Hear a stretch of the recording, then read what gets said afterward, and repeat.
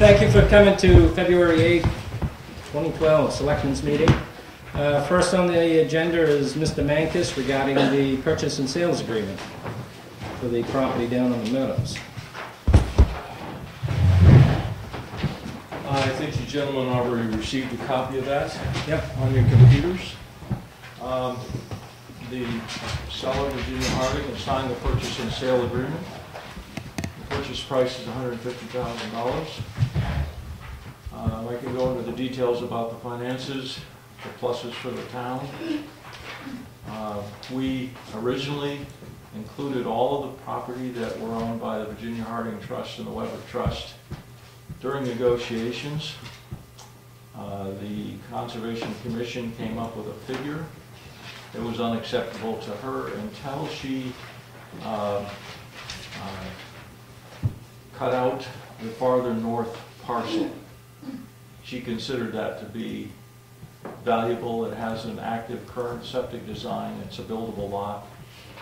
She spent some money survey and design work on it, so she excluded that and accepted our price, our offer. We have grants. We've secured an LCHIP grant for $50,000. And right from the beginning, we had a commitment from Fish and Game for $85,000. Under the way the deal developed in the beginning, the town would have only put $15,000 into the purchase price, of which we have funds to cover that in existing conservation funds. The Fish and Game and LCHIP communicated by their charter. LCHIP has a Fish and Game member on their board, and Fish and Game started to get a little wobbly on the idea that the town was putting in so little. I have an email here which sums up the Fish and Game position. This is kind of key to the way things worked out, is that Fish and Game is making a commitment that they will only pay together with LCHIP for the conservation easement. Now, the figures, I can't quote exact figures because things haven't been done yet. But this is the way it kind of works out number-wise. We have an appraisal that valued the property altogether with the unincluded parcel at $230,000. It valued the unincluded parcel as $30,000. So that would bring the total value to $200,000 according to the appraisal. The appraiser valued the conservation easement at $150,000. If you took away the total value of the unincluded parcel, you'd be down to $120,000.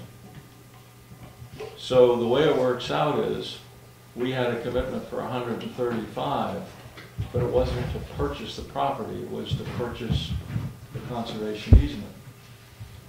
So the difference between $120,000 and $150,000 is $30,000. So we would have to take $30,000 out of our conservation funds to cover the difference between the conservation easement and the purchase price. However, other items that we thought we were going to purchase, for instance, the survey, we have to have a survey and blaze the border. According to section 2 of this email, the remaining Fish and Game funds will be used to cover project expenses, including survey, title insurance, appraisal, environmental hazard assessment, baseline documentation, etc. So this eliminates a lot of the costs that we were assuming the town would bear.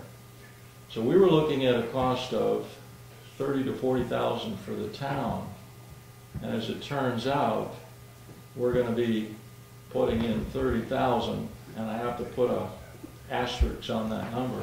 We're going to put in $30,000, but the other expenses will be covered by the leftover money from Fish and Game. Now, the asterisk is we have to get the upgraded appraisal to federal Yellow Book standards. And this appraisal will not include that extra property that we're not buying. That's the 7-acre parcel that's further north. Did you say it will include or won't include? The appraisal will not include that because it's not part of the deal. Exactly, yeah. So we have a preliminary appraisal that includes all the properties, but we need to get the appraisal upgraded to Yellow Book standards. My understanding, Dave, was that Fish and Game was going to cover the cost of that second appraisal. Yes, and so they should be covering a lot of things that we thought we would be covering. The initial thing was they were going to contribute $100,000 and $25,000, and that was going to go towards the appraisal and the... No, they were going to contribute $100,000, but they have to hold back 15 to do the yearly inspections. So what they do is put 15,000 in a fund. Now this has happened on Gage Hill just recently. Someone came from New Hampshire Society for the Protection of Forest, walked the property, saw the blazes, saw that nothing bad was happening, gave us a satisfactory report. So the monitoring has to be done by a third party. So the 15 is held, it was $100,000, but 15 held back for the monitoring, which left 85. So they're still willing to spend the 85. It's just a matter of restructuring it. Okay. So the bottom line is, as best I can determine with the figures we have right now, we're into it, the town will be into it for about $30,000. Do you know the lot number of the lot that's not included? Yeah, It's the number 3. Right up here. this one. That one there? Right here. See this sliver number 4? Yeah. Click on number 3. That's the one. Really? Yeah. That's Vanderbilt. Huh? And, Oh, they're on the other side. The other side? This one right here. Yeah, okay. Yeah, that's the one. 7 acres. Yeah, the 7-acre lot, is that 16? What's that? What was the lot number? lot number 3. 3. Okay. It's on the other side of the river, north of Marsh Road, Wow. next to the railroad tracks. That's the only one getting Well, that lot number 10 was sold by the all of the lots of those. That's not the best one, that's for sure. That one does have a septic design for it. Yeah. So it makes it a little bit more valuable in the way of Well, it's development. accessible from 153 too. Right. Yeah, there's the right-of-way actually to get in goes over the railroad right-of-way, and there's an agreement there. But she's invested some money in that, having that work done. So I think her intention would be to try it on the commercial market to see what it would bring. She did want to divest herself of all the properties. Yeah. 3/4 of that lot's in the flood zone. She has a responsibility to the trust to get as Yeah. much of a value out of that property. That's a responsibility that she has to do Yeah. for the trust, is get the maximum amount of dollar value out of that property, all the lots. That particular parcel is the least interesting for our purposes. Yeah. We just kind of included them all and figured it would be easier to take them out. Once we got into this, then it was to be added in. Mm-hmm. Because all we have to do is subtract the numbers from the preliminary survey appraisal.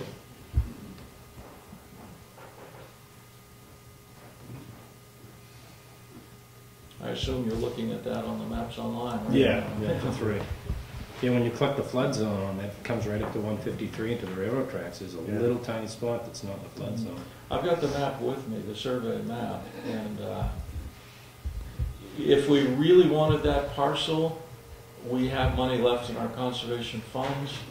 If she tried it on the commercial market and things aren't booming right now, we could come back in a year, make her an offer, and we could add that. One that is included is on the north side of Marsh Road. There's this little .05 acre. She is not interested in that, and that is included. So we actually, the ones that were south of the road, we added the 2 northern parcels. The one that's north of the road on the other side of the river, on the west side of the river, .05 acres, has 2 cellar holes and a well that are partially filled in. And that would make really good parking. I think if the town crew put some fill in there and took out a couple trees, one of the issues we'll be facing is creating a parking area. Design-wise, I would suggest it's close to the road so it could be monitored by passing traffic. We don't want to have it hidden. Trash and yeah. We want to have it gated but access for emergency vehicles.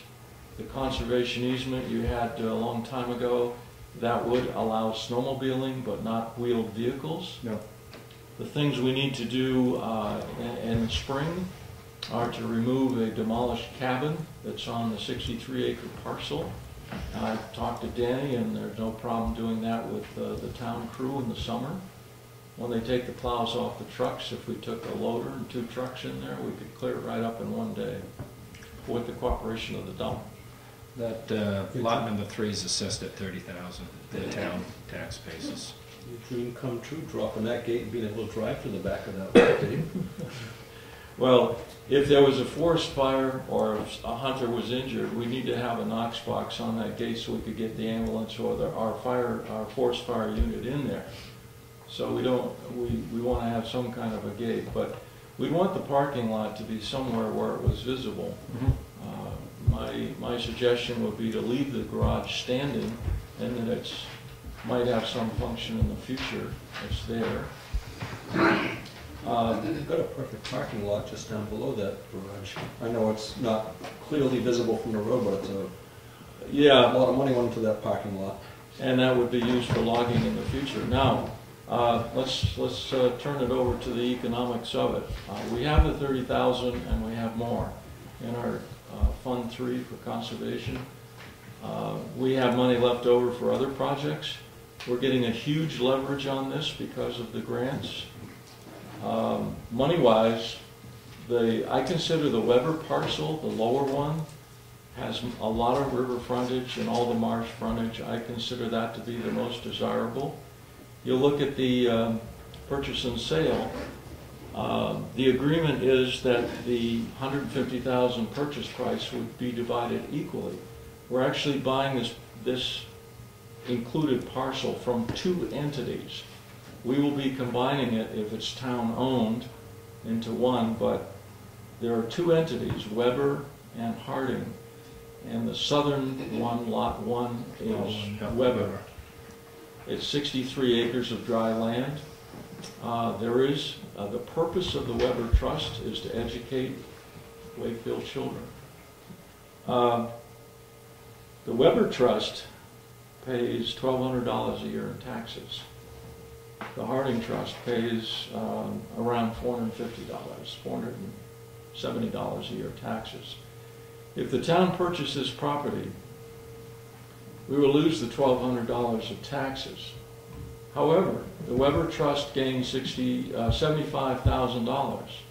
If it was invested the way our trustees of the trust funds invest and return 5% interest, that would be over $3,000 a year income. So that money could be held in principal. I've always characterized it as the Weber Trust could harvest $20,000 worth of timber every 20 years. That's $1,000 a year.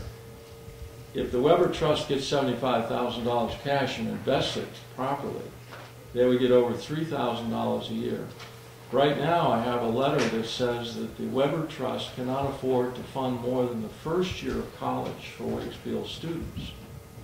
Now, hopefully, if we go through with this purchase, on the negative side, the town loses $1,200 in taxes.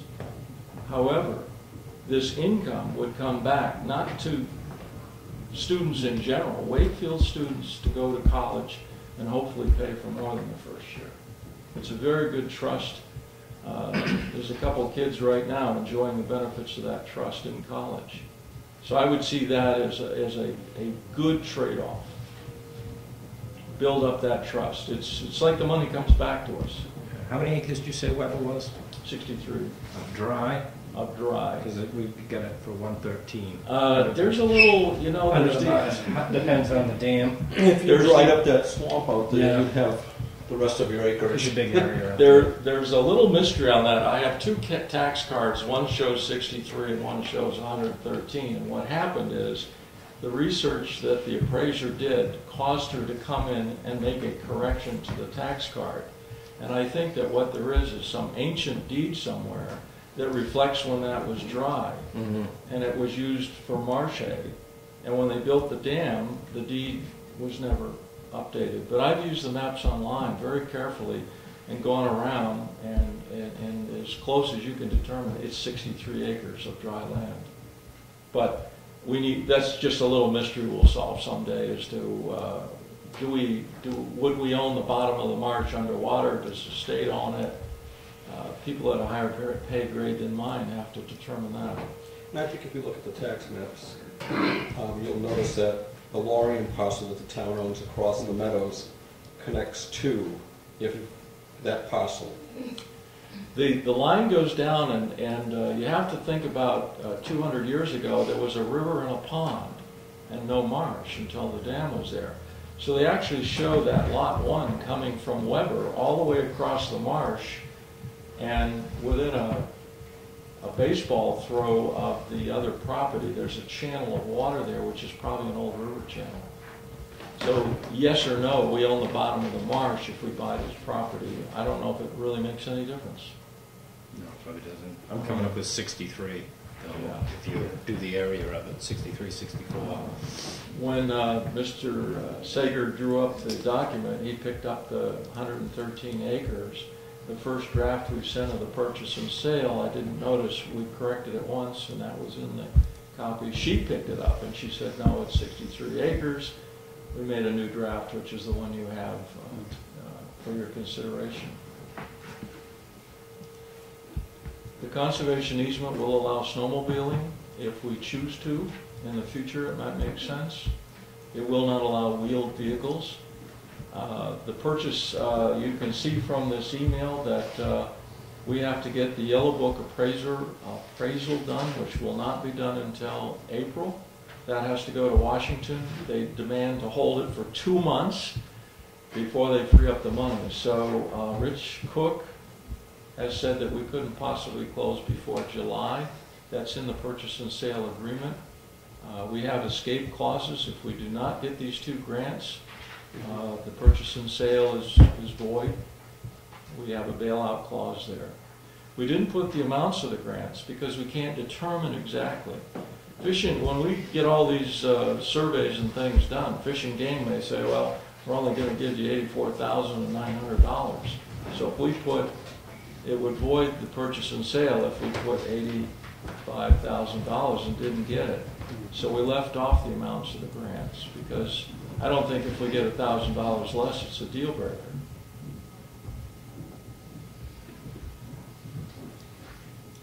Well, I like the fact that you don't have to drain your coffers either. You don't have to drain your coffers to do this. You know? Exactly. The Conservation Commission thought that we're getting good leverage with these grants. These grants, by the way, LCHIP has no plans for grants in the next 2 years, no funding. They may not have funding for their office staff for 2 years, at least. Fish and Game, that was kind of a thing that came over the horizon right from the beginning. So we wanted to have money so we could leverage future projects. If someone came to us with a $500,000 parcel that they wanted to donate, our feeling is we would love to say, we will do the legal, we will do the survey, we will do every cost. All you have to do is sign the documents if you will do that. And so we have plenty of funds left to make that kind of offer. We could do the deal like this twice more with the funds we have. The next step, if you choose to sign this purchase and sale agreement, the next step would be to order Marcia Bisi to continue with the appraisal work, up to the Yellow Book standards, order the town attorney to do the title work. What's the total acreage? 114.5 by the tax cards. Is that calling that one 63? Calling it 63. And the other thing we would do is put a survey out for bid. One of the conditions on getting these grants is that they want to know where the boundaries are. We need a survey, we need a drawing, it needs to be recordable. And Nate Fogg, who's here tonight, has been working to put a survey bid package together. We're ready to put it in the paper. At our next meeting, we'll look that over and get it in right away to get that started. So far, the only funds we've expended are for the initial appraisal. And we wanted to make sure that we had an agreement before we started spending any more money. Did you have to send any money along with that purchase and sales agreement? The $100. $100. Yeah. I think that should be two $50 checks to get down to details, because we are buying this from two separate entities, and we want to bind up both of them. Virginia Harding signs for both, but it's two different entities. So we would send that $100. It's just a legal thing to bind the deal. You have to have some value. Yeah. Probably could have been $1, but. So, I'm pretty impressed with the price. I thought it was going to be a lot more than that, and I think it's a great deal. I really do. You know, we locked up that, you know, one piece of the puzzle there a few years back, and I mean, it's just another piece of the puzzle there, and that was what the goal was, to lock that area up. It's a nice area, has a lot of wildlife in there. People enjoy it, use it all the time, so I'm good with it. the fact that it was carefully logged will cause a lot of growth, second growth to come up. You can go in there and see the hardwoods, the deer are feeding on the hardwood. We took the people from L-Chip through there, and all the hardwood stumps have buds sprouting. They're all completely cleaned off by the deer. And as that goes to fill in, you know, it's going to be good cover, good winter cover. I've seen turkey and partridge and all kinds of things walking back there.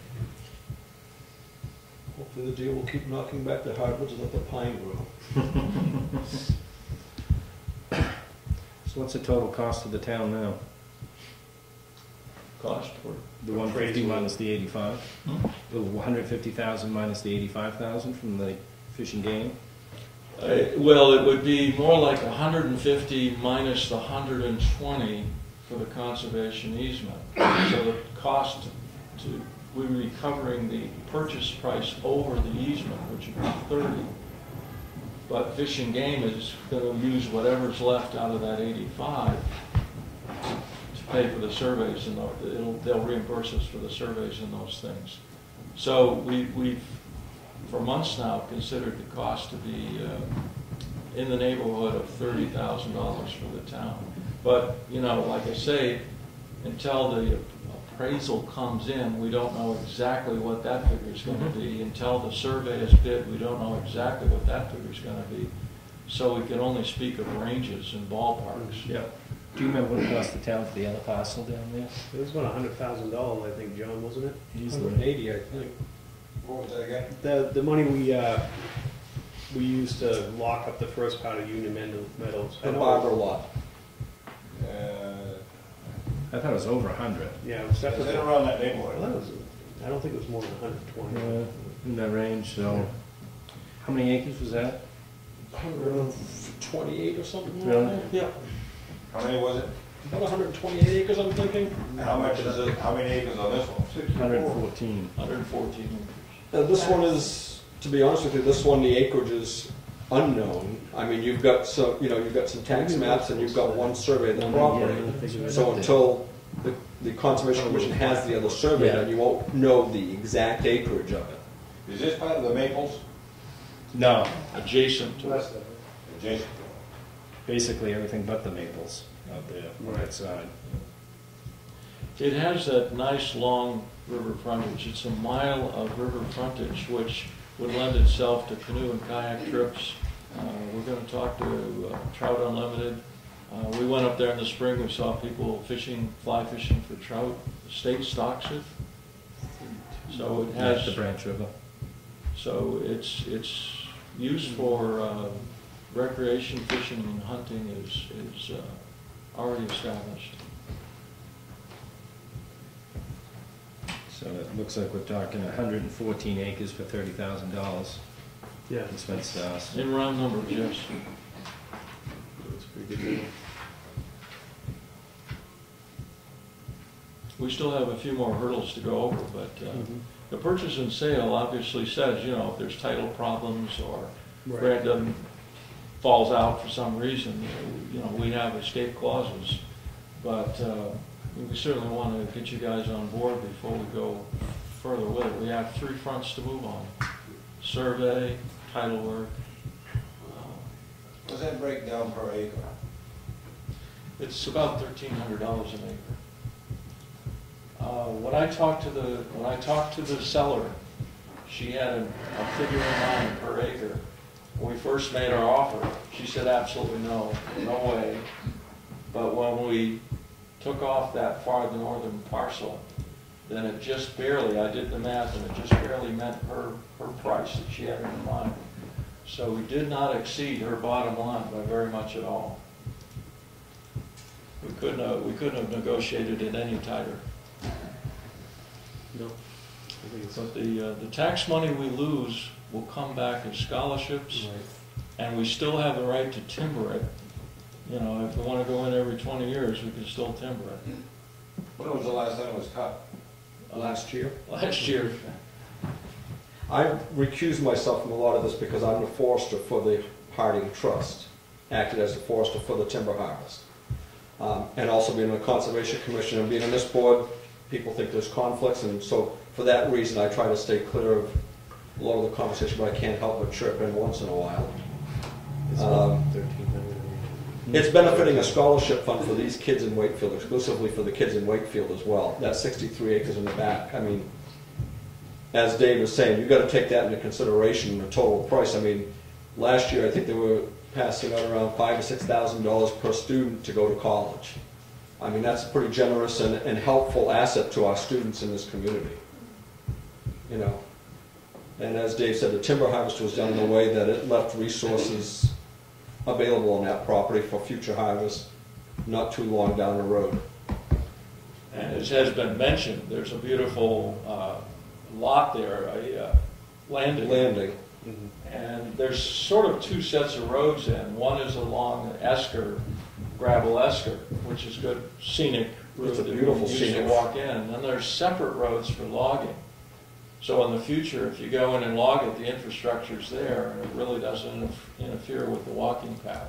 There's an esker with a road going over that almost looks like it was a railroad bed laid in there. And it wasn't, but it is that pronounced coming off. Yes, it is. Yeah. And then on the upper side where the garage, where the barn is, when we came in for the logging operation, we came in by the barn and established a new road going down into one of the other lots, and we cleared about 1.5 acres, 2 acres in there that could be used as a parking area. The benefits to conservation are that is part of the watershed for several towns downstream. There's about 4 towns that take their drinking water from the Branch River. The Fish and Game has that in their highest category. Branch River or Salmon Falls?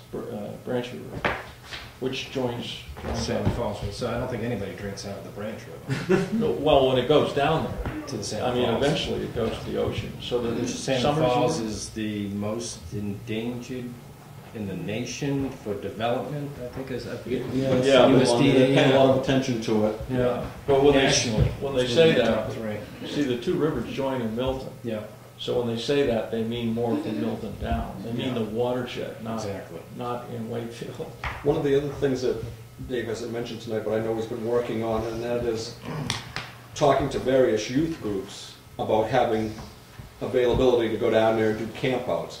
No permanent campsites, because Fish and Game will not allow that if they do the easement. But certainly, like if the Boy Scouts wanted to do a jamboree down in there, or the, you know, whatever group it may be, the Girl Scouts, 4-H or whatever, would probably be able to get down in there, and as long as they took care of it. Am I not mistaken? Yeah, we haven't got the final print on the conservation easement, but Richard Cook from Fish and Game has essentially agreed that we could allow overnight campouts 3 weekends a year, but no improvements, no buildings or anything. We can have a parking lot, a kiosk, a gate, but down there it's for hunting and fishing. It's not to be developed. I'll give you the